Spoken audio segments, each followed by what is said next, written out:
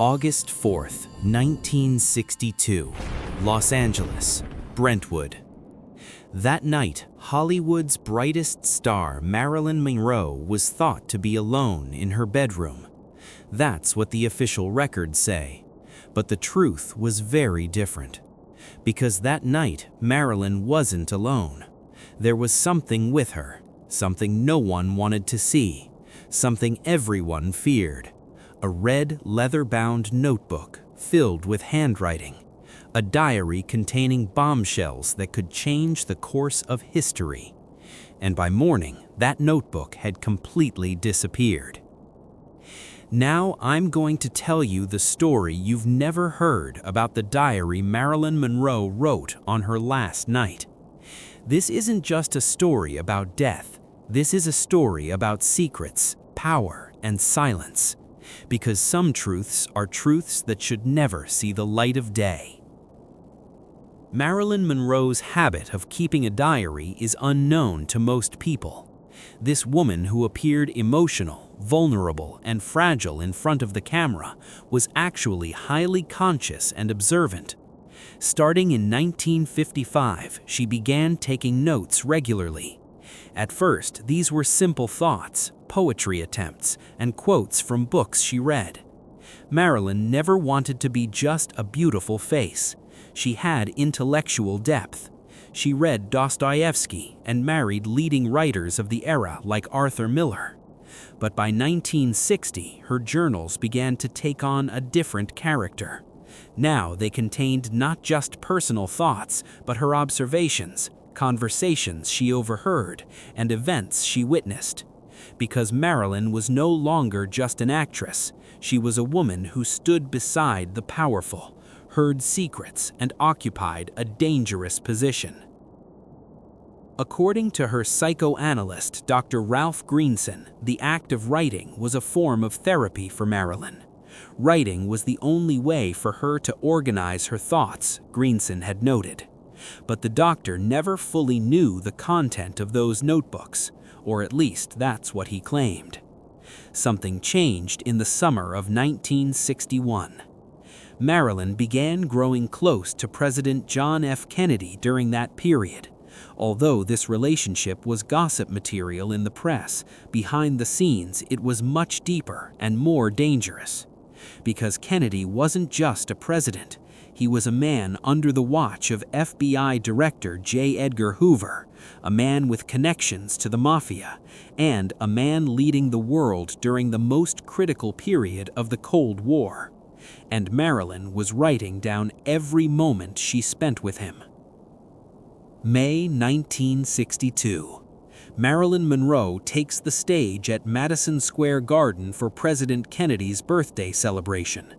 She performs that famous, breathtaking rendition of Happy Birthday, Mr. President. Her dress is so tight and eye-catching that she appears to be wearing almost nothing. The world watches that moment and talks about Marilyn's relationship with Kennedy. But no one knew what happened after that night. A few days after the performance, some visitors came to Marilyn's house in Brentwood. This visit doesn't exist in official records, but in Marilyn's notebook there were detailed notes about that evening. Today, R came. We had a conversation that lasted hours. He told me that Jack can't see me anymore. He said it was for political reasons, but that his feelings for me hadn't changed. But I know, they're just protecting themselves. I've become a risk. These notes showed that Marilyn was in close relations not only with John F. Kennedy, but also with his brother, Robert F. Kennedy. Bobby Kennedy was Attorney General at the time and had declared war on organized crime and the mafia. But at the same time, he was also tasked with keeping Marilyn under control. Because Marilyn knew too much. So what did she know? In her diary, she wrote about the Kennedy family's old connections with the mafia, how their father, Joseph Kennedy, did business with organized crime during the illegal alcohol smuggling era, how union leaders and mafia bosses helped in the presidential election, And, most importantly, how the CIA cooperated with the Mafia to arrange an assassination attempt on Cuban leader Fidel Castro. This information, if made public, could shake not just the Kennedy family, but the entire American government. And Marilyn Monroe had a notebook in her hands with all of this written down. FBI Director J. Edgar Hoover was one of America's most powerful and most frightening men. He directed the FBI for decades and was unmatched at collecting secrets no one wanted known. Hoover's power came from information. He knew everything, recorded everything, and used this information as a weapon when necessary. And Marilyn Monroe was on Hoover's radar screen.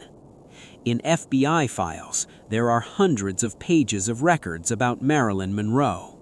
These files were partially released to the public in 2006, but many sections were redacted. The file stated that Marilyn met with communist sympathizers, had connections with leftist intellectuals, and posed a national security. But the real reason was different. Hoover knew about Marilyn's relationship with the Kennedys, and he was using this information as a tool of pressure on the Kennedy brothers.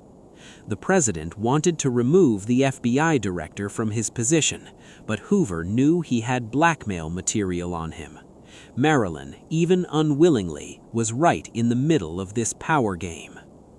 There was another note in her diary. "Today I realized my phone is being tapped, openly, as if they want me to notice.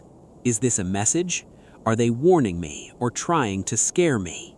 I'm not safe even in my own home anymore."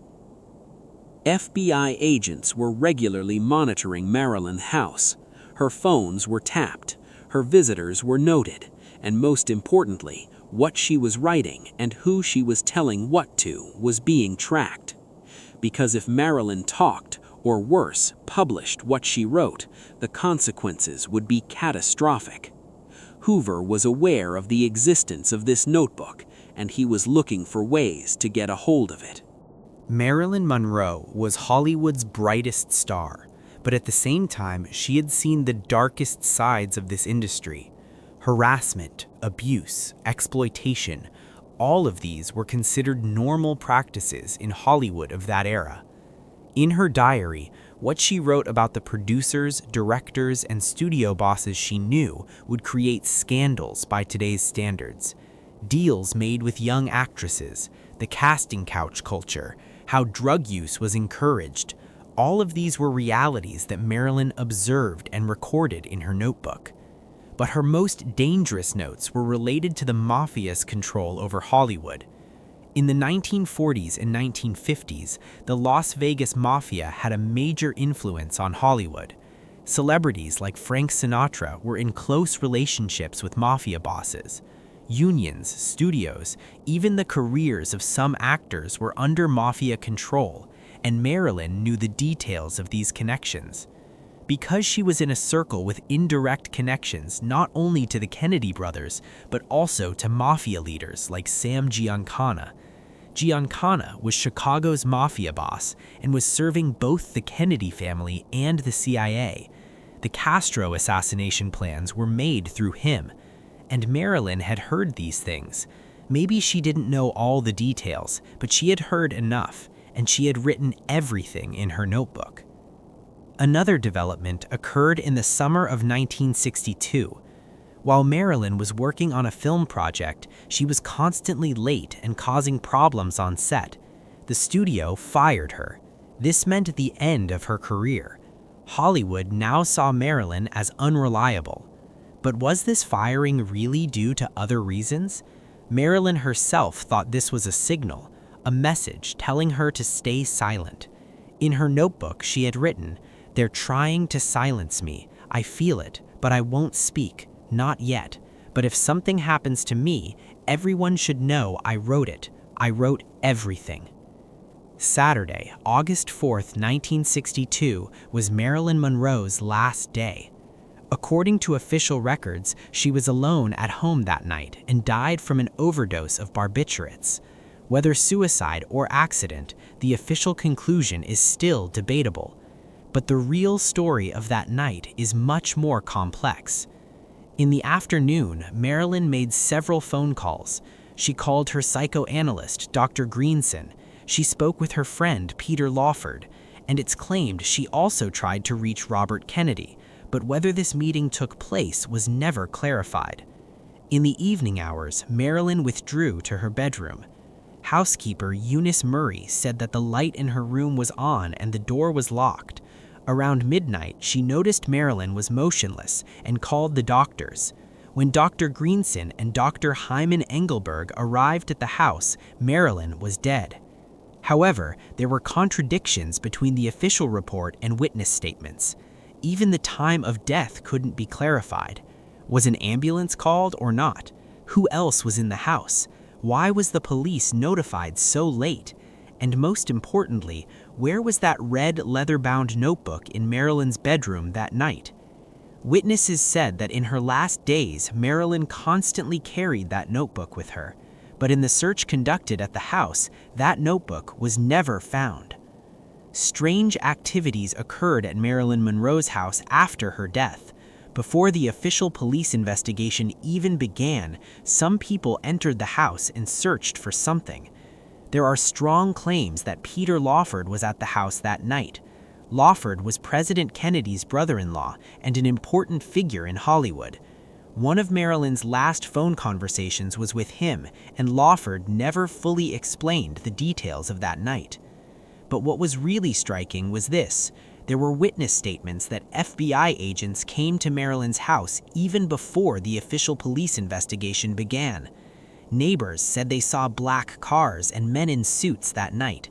Rumors quickly spread that searches for documents were being conducted at the house, and the diary was never seen again. So what exactly was in that notebook? One of Marilyn's close friends, actress Jean Carmen, had spoken about the notebook. Marilyn was writing everything, she had said. Names, dates, conversations. That notebook could have destroyed many powerful people. Another witness claimed that Marilyn wrote presidential secrets in that notebook, plans she heard in the period before the Cuban Missile Crisis, Castro assassination attempts, FBI mafia connections. All of these, if revealed, could have created a national security crisis. If that notebook really existed and the FBI took it, who was hiding it? The answer was most likely J. Edgar Hoover.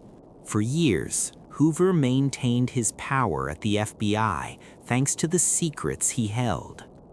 Presidents, senators, judges, no one could stand up to Hoover. Because everyone had a secret, and Hoover knew these secrets. Marilyn's notebook was a perfect weapon for Hoover. He could keep the Kennedy brothers under control, threaten them when necessary, and secure his own position. If the notebook was destroyed, this leverage would be lost.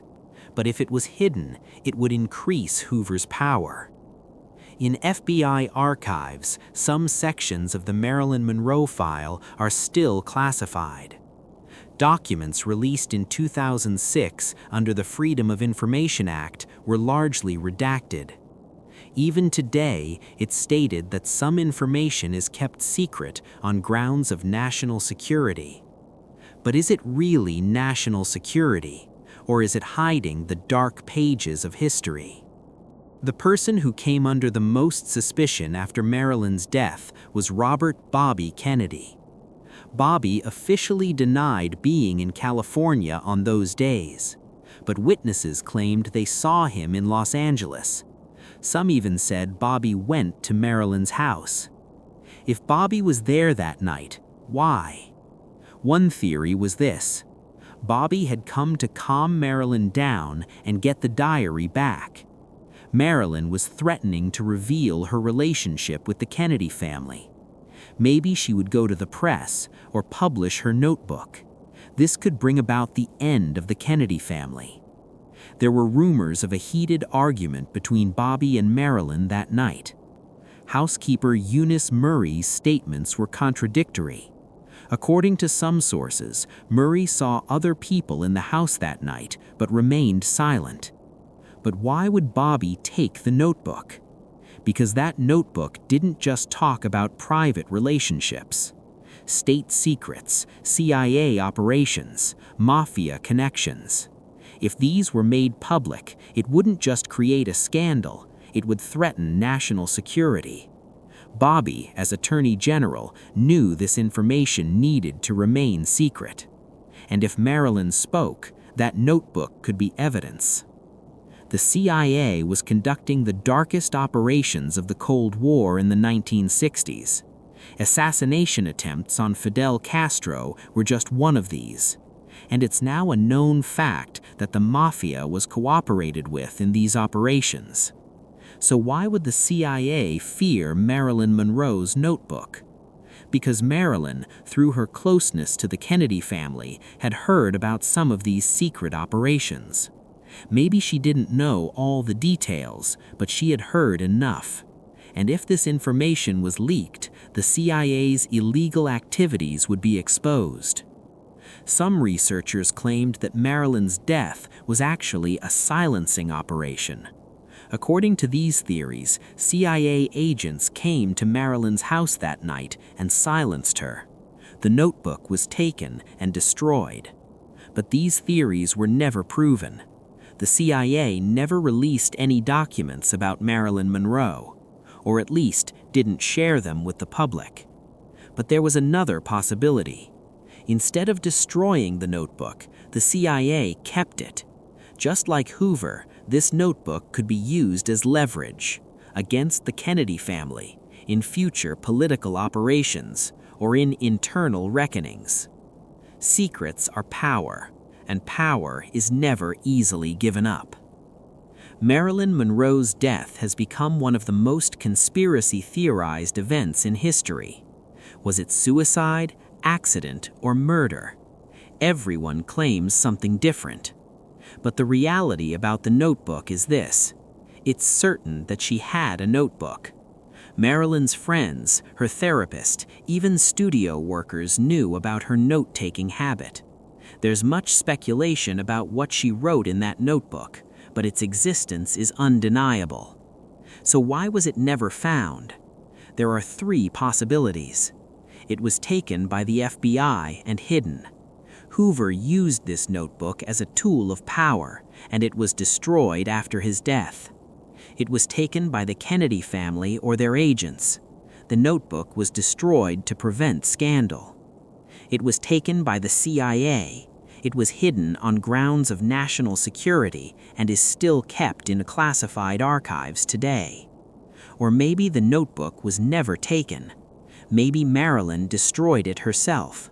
Maybe at the last moment she understood the danger of what she had written and destroyed the notebook. But this is the least likely option.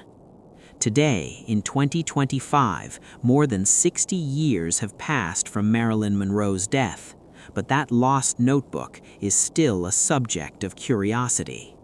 Some collectors, Hollywood archive experts, and historians believe this notebook will emerge one day. Maybe someone is hiding it. Maybe it's forgotten somewhere, in an attic, in a family archive, or in an old FBI agent's house. An interesting development occurred in 2016.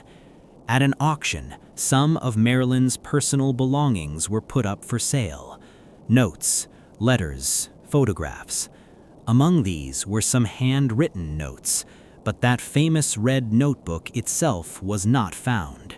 Some historians say this notebook never actually existed, that it's a legend, but testimonies from those close to Marilyn refute this claim. That notebook existed, and someone took it. Today, dozens of books, documentaries, and films have been made about Marilyn Monroe's life and death. Each approached the subject from a different angle. Some portrayed her as a victim, some as a tragic hero, some as a strong woman who determined her own fate. But the common point of all of them was this: Marilyn Monroe wasn't just a beautiful face. She was a woman who saw how the system worked, witnessed the games of the powerful, and had the courage to record them. And for this reason, perhaps she had to be silenced. If Marilyn's notebook were revealed today, what could be in it? According to the claims of researchers and witnesses, some topics could be these: the details of Marilyn's relationships with both John and Robert Kennedy, on what dates they met, where, what they talked about, how Sam Giancana and other organized crime leaders helped the Kennedy family, cooperation ranging from election fraud to CIA operations, Fidel Castro assassination plans, operations organized against foreign leaders, connections established with the mafia. What kind of information J. Edgar Hoover collected on which politicians, blackmail methods and pressure mechanisms, the abuse culture of studio bosses, the pressures faced by female actors, how drug use was normalized, Marilyn's concerns about her own mental health, her struggle with depression and anxiety, her distrust of those around her. All this information could have been devastating for 1960s America, because that period was the most tense years of the Cold War, the Cuban Missile Crisis, the beginning of the Vietnam War, the Civil Rights Movement. America was experiencing major turmoil both at home and abroad, and such a scandal could have brought down the government. Let's imagine that notebook is emerging today. It's being found at an auction, in an archive, or in someone's house. The contents are being verified and shared with the public. What kind of consequences could there be? The image of the Kennedy family could completely change. The JFK presidency, known as the Camelot era, could be reassessed as a period full of dark secrets. If there's information in the notebook that constitutes a crime, investigations could be reopened. Marilyn's death could be re-examined. Conspiracy theories could perhaps be accepted as reality. Documentaries, films, books, everyone would talk about this notebook. Marilyn Monroe would come to the world's agenda once again, but this time not just as an iconic star, but as a witness to history. The political legacy of the Kennedy family could be damaged. Turmoil could occur within the Democratic Party. A process of reckoning with the past could begin. These institutions in the 1960s could be reviewed again with public pressure. Secret operations, illegal wiretapping, blackmail files, all could become subjects of investigation. But all these are just hypothetical scenarios, because that notebook has been missing for 60 years, and the likelihood of it being found decreases with each passing year. Marilyn Monroe became a legend after her death. Her beauty, fragility, and tragic end made her a cultural icon. But her real story was often overlooked, because Marilyn wasn't just a beautiful woman. She was an intelligent, thinking, and observing person. She understood the system. She saw the games of the powerful, and perhaps for this reason, she was silenced.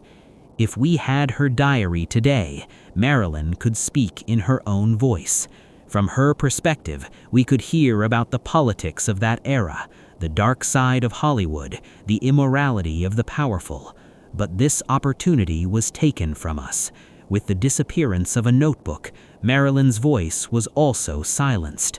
Today, what we know about Marilyn Monroe, we know from what others have told us. Her own words, her own thoughts are largely lost, and this is perhaps the greatest tragedy, because history is written by the winners. And that night, on August 4th, 1962, the powerful won. Marilyn lost, and with her, the truths were also buried. Marilyn Monroe's lost diary may remain a mystery in history that will never be solved. But this secret teaches us something important. Some truths are so dangerous that they should never see the light of day. The powerful do everything to protect their own secrets. They destroy documents, they silence witnesses, and they write history in a way that suits their own interests. Marilyn Monroe's story isn't just the tragic death of a Hollywood star. This is a lesson about power, secrets, and silence. That notebook may never be found, but the shadow created by its existence still stands over history, and each new generation sees this shadow and asks what was really written in that notebook. And this question may remain unanswered forever, because some secrets are taken to the grave, and some go even beyond the grave.